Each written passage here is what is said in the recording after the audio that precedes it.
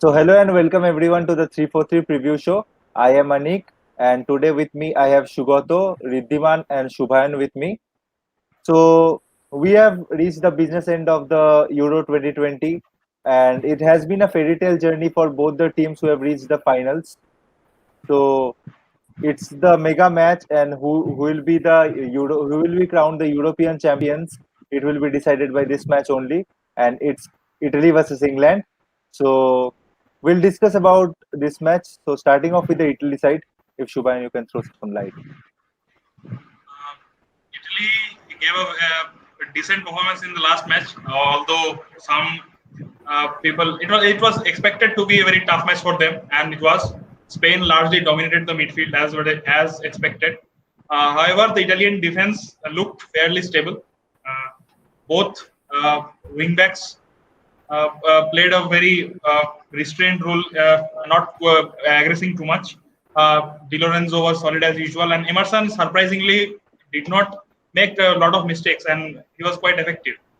The pairing at the front of Insigne and Chiesa was also instrumental. They were very dangerous on the counter and created very some numerous opportunities, which among which they only could capitalize on one. They could easily have capitalized on multiple opportunities. Ciro Immobile, unfortunately, has not been in very good scoring form. However, he does draw defenders away from Insigne and Chiesa and allow them to open themselves up. Well, a slight reason for worry, at least not slight.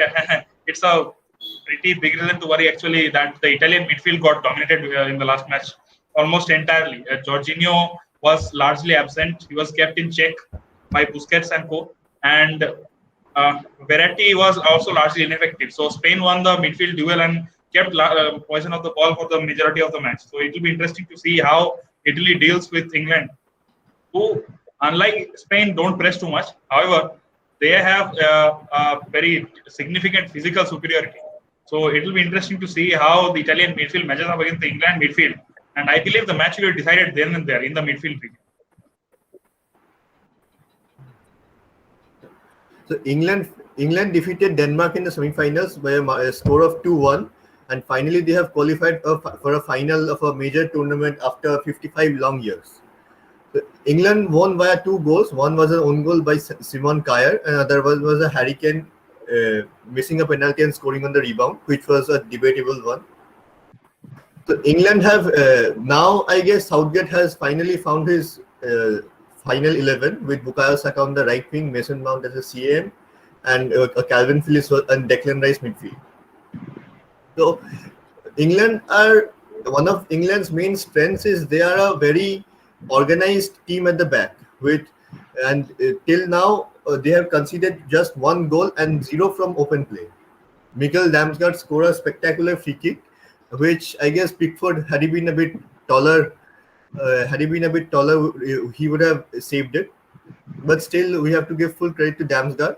Otherwise, from open play, they haven't conceded any goals. Uh, with the screening that Declan Rice and Calvin Phillips provides in front of Harry Maguire and John Stones, and with Kyle Walker playing a very defensive role compared to that he plays for Man City, is very difficult to score against England. And on the injuries front, they do not have any major concerns, and they have the whole squad at his disposal.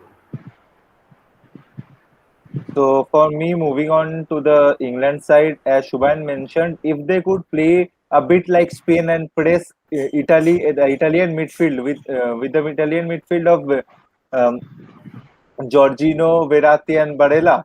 So it will be a bit easier task for the English side.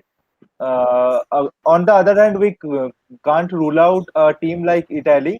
So because they have proven their worth in this tournament, in the group stages they have been phenomenal. Also, their strikers have not been in goal scoring form, but their wingers have provided or chipped in with some amazing goals. And also, both Italy and England have an absolute great bench strength, which can take their team further. In the English team likes to sit back and mainly defend or play in the midfield for the entirety of the game. They do not have a play suited to the high pressing style. which the Spanish team did against the Italians.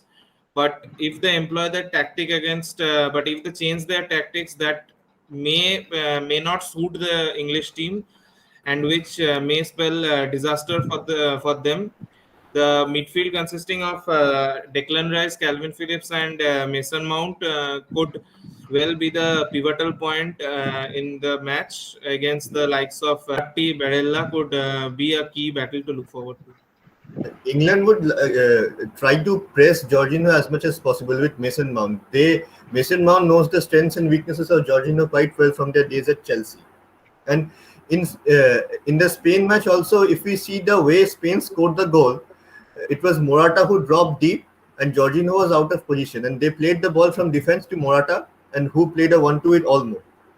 If England can do the same and bypass Jorginho by a high press or increasing the space of the game, which we have seen Jorginho face a problem time and again in the Premier League, they would have an upper hand over Italy. Both the teams have a little bit similarity in that they like to sit back and defend, and both their midfield, England midfield has been a little bit more effective. But I see some problems for Italy in this matchup against England. They have lost their ability to use their attacking wing backs. So they'll mount significant attacks on the England defense. They will have to keep the ball and progress through their midfield, which looked shaky in the last match. Nicolo Barella is not really known for his defensive duties, so it will be difficult for him to keep the midfield of England in check when they lose the ball. Similarly, for England, they also do not employ their fullbacks a lot, apart from Luke Shaw, obviously. But they are much more comfortable in holding the ball in midfield because of the defensive nature of the midfielders. And also, Raheem Sterling has been very impactful in this tournament. He has been running in behind, he has been holding up the ball, and he has been making those runs down the channels, which could be very difficult for Italy to handle. The Italian defense will be tested in this match, and also the Italian midfield. Whatever creative responsibilities the Italian fullbacks have had fall now entirely onto the Italian wingers and the midfield. So it will be a very stern challenge for them. Also, the fact that they are playing at the Wembley in front of the roaring English crowd, it will be a very stern challenge test indeed, and we have to see if Italy are up for it. One player that the English that has been not in the news so much in the English front, but has been doing considerably well, is Kyle Walker. Time and again during the Denmark game, he used his pace against the Danish wingers to neutralize their attacking threat, and he could well be employed against the Italy. He could well be of good use against the Italian wingers to neutralize their attacking threats. Also, the likes of Emerson will be tested in this match because he has started only a few matches. I think 2 matches in this tournament. After the injury of Spinazzola, also he has been good in the last match, previous match against Spain. So it will be good to see how he goes up against Kyle Walker, and it will be a good battle to look out for. Yeah, also, in this tournament, we have seen Harry Kane drop deep quite a lot, and one of the major criticisms against it is he drops deep quite frequently, and because of that, there is no penalty box presence for England. Southgate would like to tune his tactics so that Kane is going up against Bonucci and Chiellini and keeping them busy. Instead of otherwise, it would be difficult for Sterling and Saka alone to give a test for them. Kane returning to form is a very good sign for England. Yes, Kane has been also helped out of the fact that Saka plays an excellent role in holding up defenders, and he has kept them busy very effectively. It feels like England's game to lose to a certain extent, but given their propensity to play defensive football and also their tendency to choke in the later stages of tournaments, it will be very heartbreaking to see Gareth Southgate flip to the more pragmatic tactics that he used during the earlier stages of the tournament and potentially give Italy some ways back into this fixture. And if they do that Italian side is very potent, and then they can strike them on the counter, and they can put England in a lot of trouble. So it will be interesting to see if Gareth Southgate adopts a more aggressive approach or a pragmatic approach given the magnitude of the occasion. So as Sugato mentioned that Harry Kane dropping down, Harry Kane has been playing both as a center forward, and also he has been creating a lot. But Harry Kane moving out from the box would mean that only Sterling and Saka would be there in the box against the likes of Chiellini, Bonucci, which would be largely a physical battle, which would highly be favored for the Italians. So Harry Kane employing a more central role in the match would be important to the English, and also the introduction of Jack Grealish in the 60th, 70th minute, who brings the dynamism into the team, would be one of the key players to look out. So with the motto of "It's coming home" or "It's coming Rome," so what will be your takes on the match? I'll go first. Oddly, actually not very oddly, finals of such big tournaments tend to be very cagey and slow games, and I expect the same for this match. Especially given the two teams that are playing in this, it will be a game of slow pace, cagey football, and also a lot of missed opportunities. But I guess, given the home support and the bench strength, and also the overall defensive solidity of the England team, I guess they could eke out a 1-0 win after the introduction of Jack Grealish, or in extra time, or if it goes to penalties. I believe England might do this one. It's finally coming how it's. I would predict a 2-1 win for England, and I would also like if Southgate makes a change and brings in Jordan Henderson instead of Calvin Phillips, because in the last game we saw he let the match drift away from them with Højbjerg and Delaney dominating the midfield, and there was a risk that Denmark might take away the game in the first half. So Italy having a stronger midfield, they have a higher chance to do so. But still, I would predict England winning 2-1. I would also go for England 2-1 victory. And as Sugato mentioned, Henderson's big match experience could come in handy in a huge match like this in front of a huge crowd, where Henderson has a substantial amount of experience in comparison to Calvin Phillips. So I believe it will be a 2-1 victory to England, and it will finally come home. I would like to go against the panel, as they say it's coming home, but for me it will be a very cagey match. But to be honest, Italy clinching it in the penalties, and finally it's coming home. Lastly, I would like to add, this has been a very, very redeeming tournament for Italy of sorts.